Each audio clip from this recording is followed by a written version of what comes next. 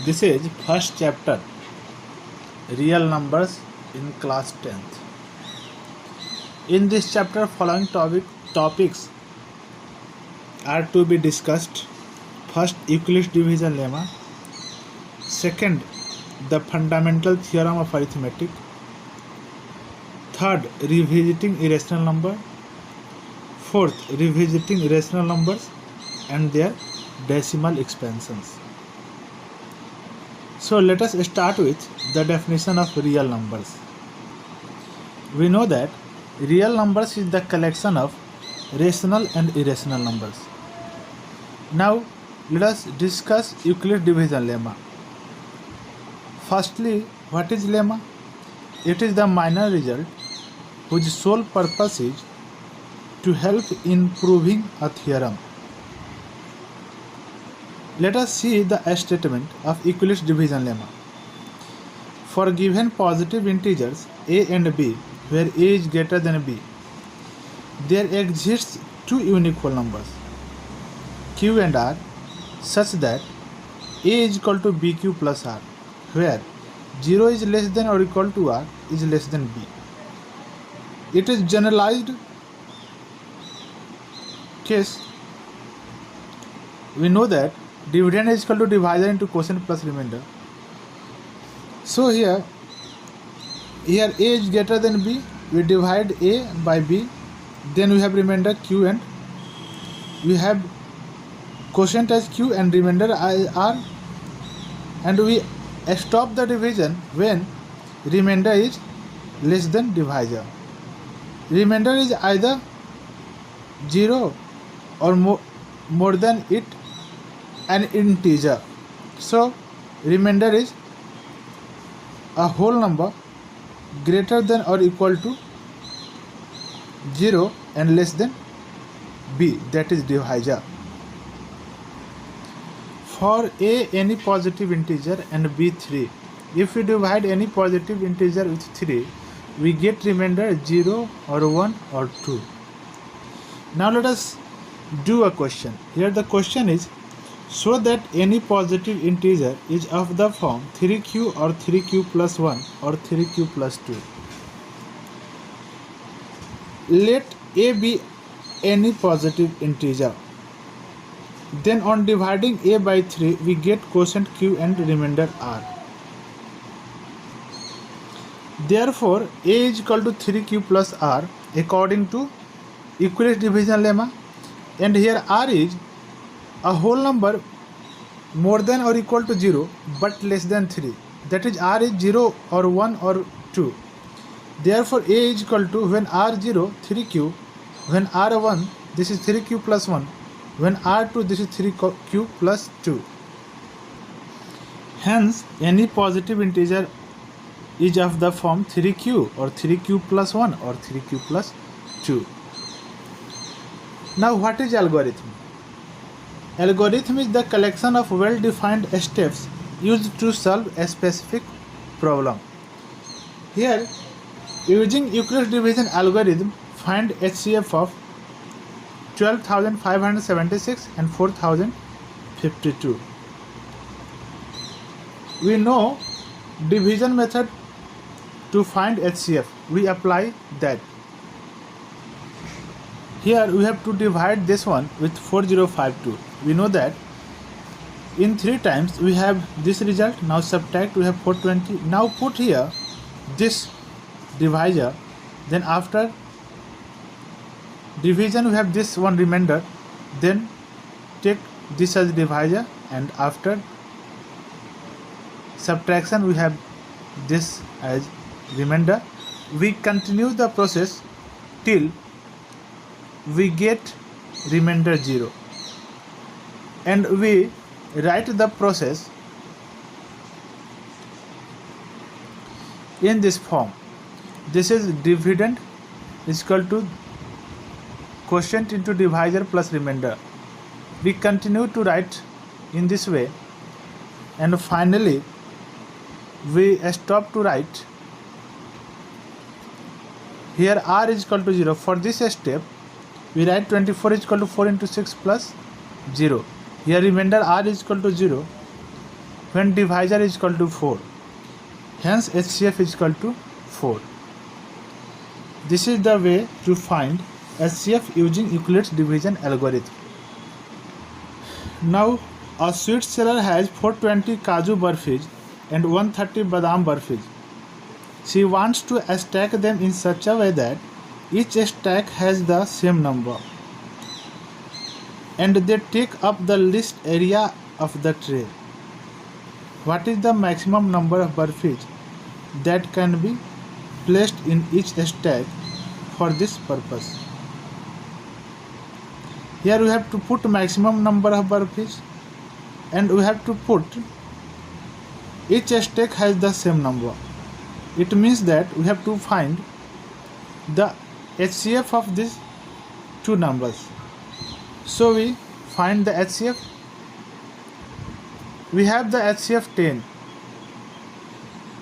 So she should put 10 Barfis in each stack. Now let us see next question.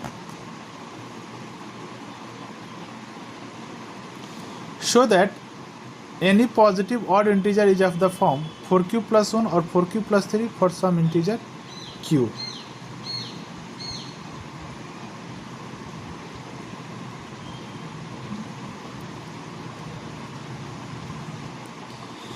Let a be any positive integer, then on dividing a by 4, a is equal to 4q plus r, where 0 is less than or equal to r is less than 4 by Euclid's division lemma. So when r is equal to 0, we have a is equal to 4q, which can be written as 2 into 2q. So this a is even. We have to show that an odd integer is of the form 4q plus 1 or 4q plus 3. So we have to divide a by 4 because here it is 4q plus 1. When r is equal to 1, we have a is equal to 4q plus 1, which is odd. When r is equal to 2, this can be rewritten as 2 into 2q plus 1, which is even. When r is equal to 3, we have a is equal to 4q plus 3, which is odd. Hence any positive odd integer is of the form 4q plus 3 or 4q plus 1 for some integer q. Now types of natural numbers on the basis of number of factors. This is a special number 1, prime number, the natural number greater than 1 having only 2 factors. For example 2, 3, 5, 7 and so on. Composite number, the natural number greater than 1 having more than 2 factors. For example 4, 6, 8 and so on.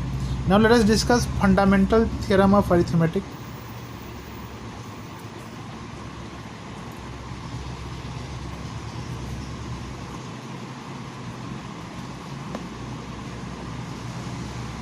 It is the prime factorization of a natural number is unique except for the order of its factors. For example, 1 is a natural number, it is 1. 2 is a natural number, it can be factorized as 1 into 2 or 2 into 1. 6 is equal to 2 into 3 or 3 into 1. Here it is said that the prime factorization of a natural number is unique except for the order of its factors. So we accept the order that it is increasing here, it is decreasing here. It means that the factorization of 6 has only these two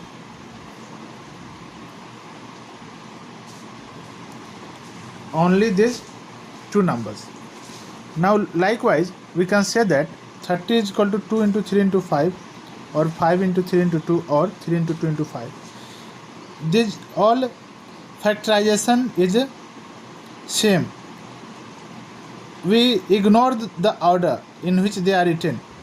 So the factorization of a natural number is unique except for the order in which they are written. Now let us see what is the application of this theorem. Check whether 5 to the power n can end with the digit 0 for any natural number n. So we take the values of n as 1, 2, 3 and so on. So 5 to the power 1 is 5, 5 to the power 2 is 5 into 5, 5 to the power 3 is 5 into 5 into 5.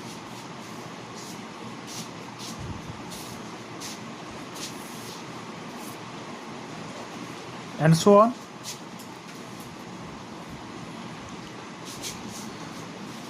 We see that the prime factorization of 5 to the power n contains only 5.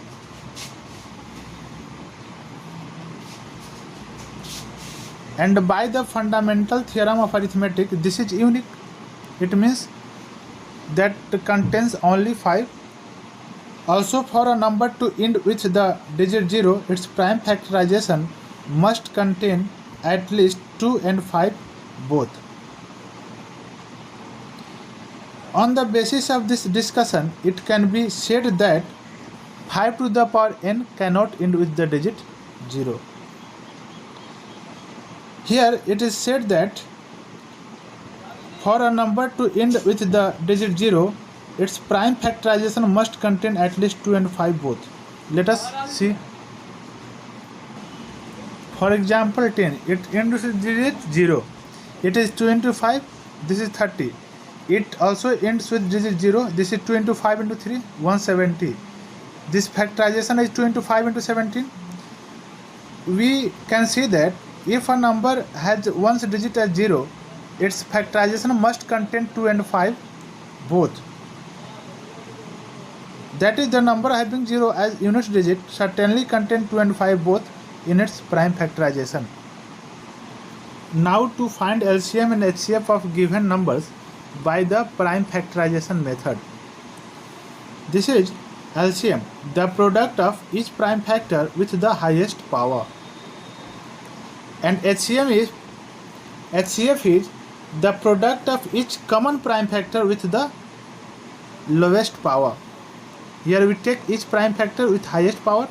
Here we take each common prime factor with the lowest power.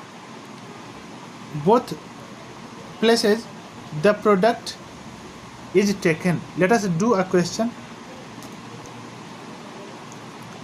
Find the LCM and HCF of 6 and 20 by the prime factorization method. Also verify that LCM into HCF is equal to the product of 6 and 20.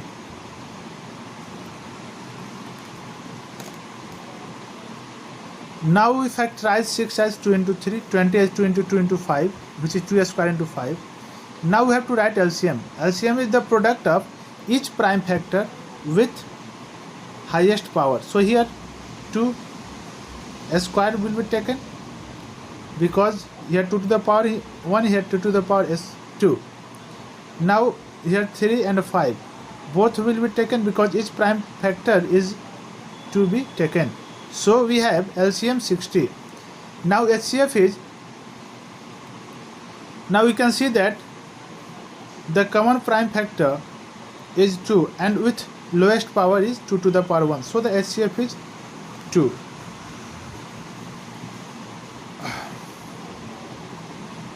Let us verify LCM into HCF, which is 60 into 2 is equal to 120 and product of 6 and 20 is 120, hence verified. Now find the HCF of 96 and 404 by the prime factorization method, and using this HCF find their LCM. So we firstly factorize 96 and 404. So 96 is 2 to the power 5 into 3 and 404 is 2 square into 101. So HCF is equal to the product of each common prime factor with least power. So here that is 2 square, the HCF is 4. Now it is said that using this HCF find the LCM. So we use the result.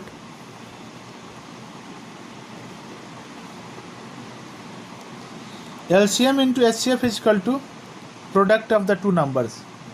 From here LCM is equal to the product of two numbers by HCF. So after cancellation we have LCM 9696. Question number 4. Using prime factorization method, find LCM and HCF of 6, 72 and 120 and check whether LCM into HCF is equal to the product of these three numbers. Now we factorize 6, 72 and 120. Now we have to find LCM, and we know that LCM is the product of each prime factor with highest power. So we take here 2 and with power highest, 2 to the power 3, we take 3 square and 5. So the LCM is 360. Now HCF. HCF is the product of each common prime factor with least power. So here common prime factor is 2 and 3 and with least power, so 2 to the power 1 and 3 to the power 1. So we have HCF 6. Now to check LCM into HCF, so LCM into HCF is equal to 360 into 6, which is 2160. We also multiply 6 into 72 into 120, this is 5184. Clearly LCM into HCF is not equal to the product of the three numbers. So the result is not valid in the case of three numbers. Revisiting irrational numbers. Here we will discuss some proof.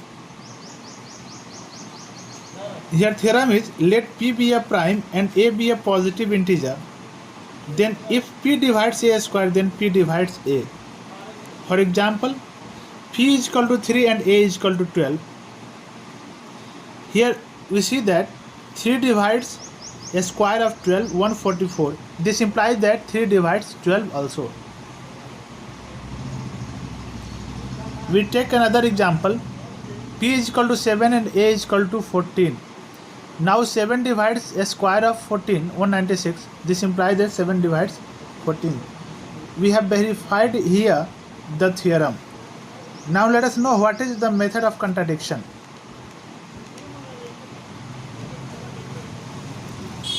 It is used to prove a given statement. In this method, we assume a statement opposite to the given statement. We proceed logically further and arrive at an opposition, that is contradiction.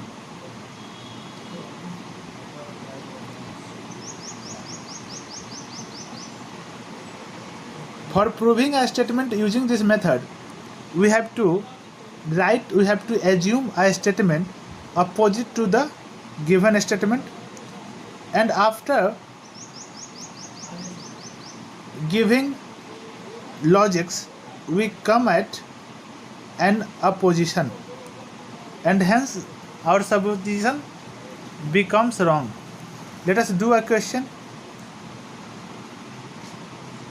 Prove that root 2, second root 3, third root 5, etc. means irrational number of this form is an irrational number. Solution. Let root 2 be rational. Then root 2 is equal to P by Q, where HCF of P and Q is 1 and Q is not equal to 0. Here see, we have supposed root 2 are rational, while we have to prove root 2 irrational. Now see here, we multiply crossly, then we get P is equal to root 2Q. Now squaring both sides, we have P square is equal to 2Q square. This implies that 2 divides P square. This implies that 2 divides P, because we have read the theorem. If P divides A square, then P divides A, where P and A are a prime and a positive integer. Here 2 divides P, this implies that P is equal to 2R. Now squaring both sides, we have P square is equal to 4R square.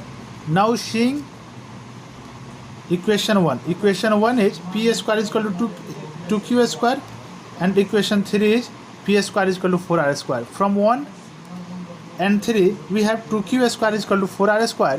From here we have Q square is equal to 4R square by 2, which gives 2R square. This implies that 2 divides Q square. This implies that 2 divides Q. This is equation 4. Now from 2 we have 2 divides P, From 4 we have 2 divides q. So 2 is a factor of p and q, which contradicts our assumption that 1 is highest common factor of p and q. So our assumption is wrong. Let us see the assumption. The assumption was where HCF of p and q is 1.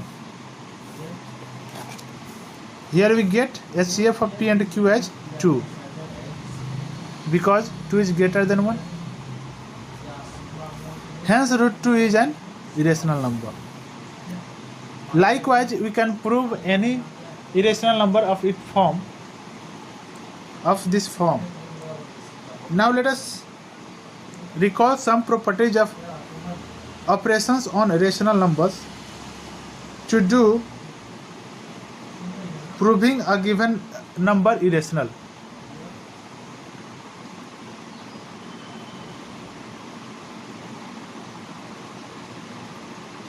Properties of operations on rational numbers. The sum or difference of any two rational numbers is a rational. The product of any two rational numbers is a rational. The quotient of a rational number by a non-zero rational number is a rational. In a nutshell, we can say that any operation on two rational numbers gives us a rational number. Let us do a question. Prove that 5 minus root 3 is irrational. So let 5 minus root 3 be a rational, in contrary to the given statement. Then 5 minus root 3 minus 5 is a rational, as the difference of two rationals is a rational. 5 minus root 3 is rational, 5 is also rational, then the difference is rational. We have to remove here this 5, so we subtract 5 from this number. This implies that minus root 3 is a rational. This implies that root 3 is a rational, as the negative of a rational is rational. But we know that root 3 is irrational. Here we write root 3 is irrational. We know that root 3 is irrational. This is a contradiction which arises due to our wrong assumption. This is our assumption. Hence 5 minus root 3 is an irrational number. Here key idea, we have to live with an irrational. For this we remove rational part. Here it was 5. Now next one. Prove that 1 by root 2 is an irrational number. Now firstly we rationalize. So 1 by root 2 is equal to root 2 by 2. Now let us assume that root 2 by 2 be a rational. Then root 2 by 2 into 2 is a rational, because the product of two rationals is a rational. This implies that root 2 is a rational. But we know that root 2 is an irrational. This is a contradiction which arises due to our wrong assumption. Hence 1 by root 2 is an irrational number. Again, it is worth seeing that we have removed this rational part. For this, we have to multiply this one with 2. Now, revisiting rational numbers and their decimal expansions. So, theorem 1. Let x be a rational number whose decimal expansion terminates. Then x is equal to p by q, where p and q are co-prime. Co-prime means those numbers having HCF 1. That is, the HCF of p and q is 1, or p by q is in its simplest form, and q is equal to 2 to the power m into 5 to the power n, where m and n are whole numbers. It means that if p by q terminates, then q has this form.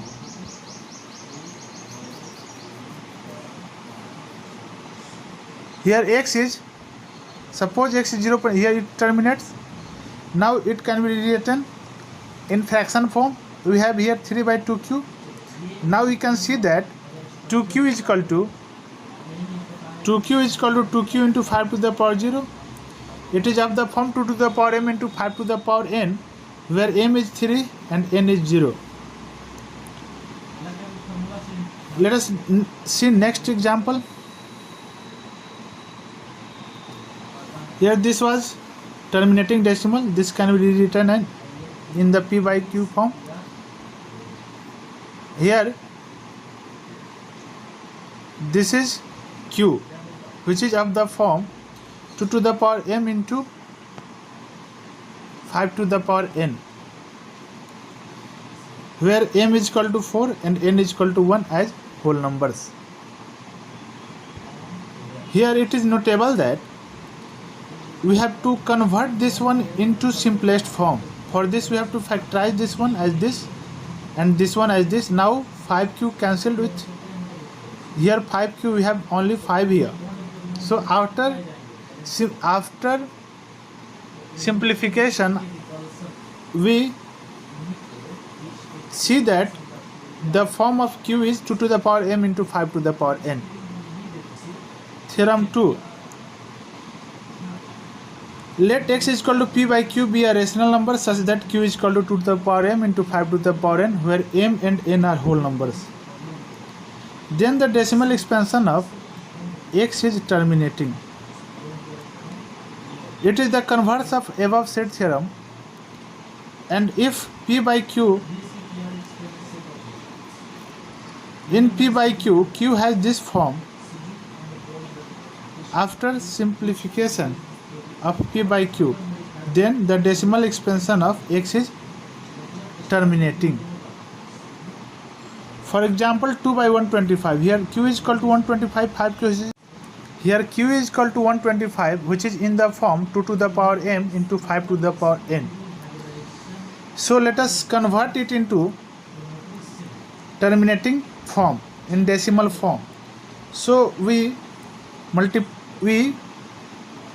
convert denominator into 10 to the power some number.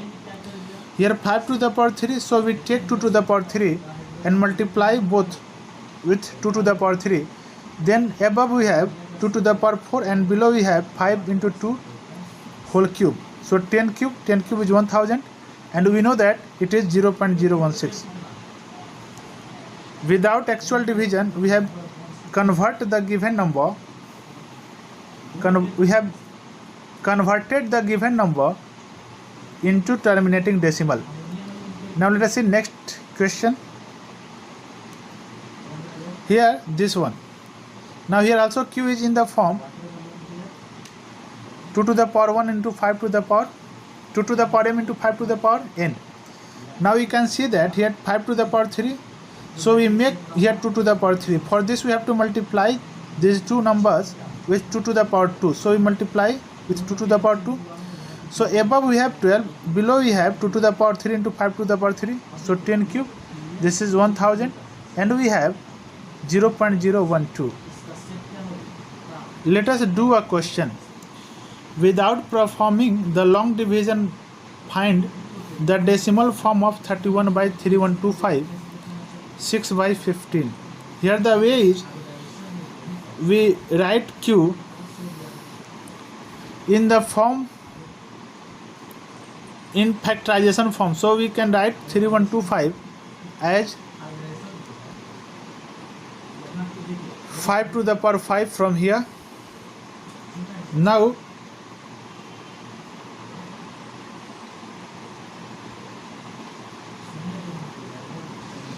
here we have 5 to the power 5.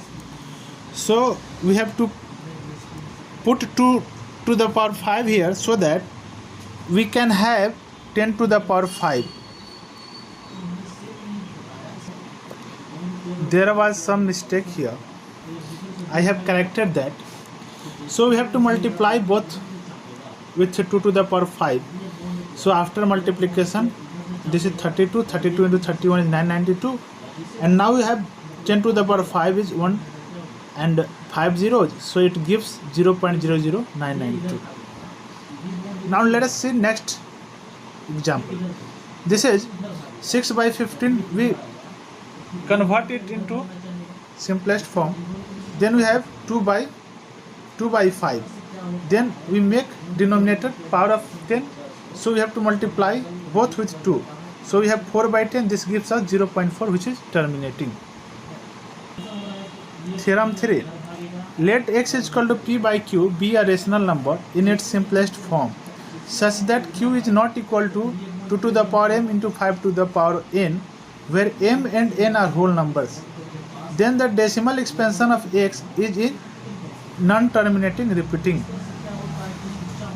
It means that if our rational number has not q in this form, then after division the decimal does not terminate and also repeat. For example, x is equal to 1 by 3. We can see that here q is equal to 3, which is not in the form 2 to the power m into 5 to the power n. After division we have x is equal to 0.333, which is non-terminating repeating. Let us see next question. This is 1 by 6. Here q is equal to 6, which is 2 into 3, which is not into the form 2 to the power m into 5 to the power n. And after division we can see that this is x, which is equal to 0.1 and 6 and recurring on 6. That's all in this chapter, real numbers. Thank you.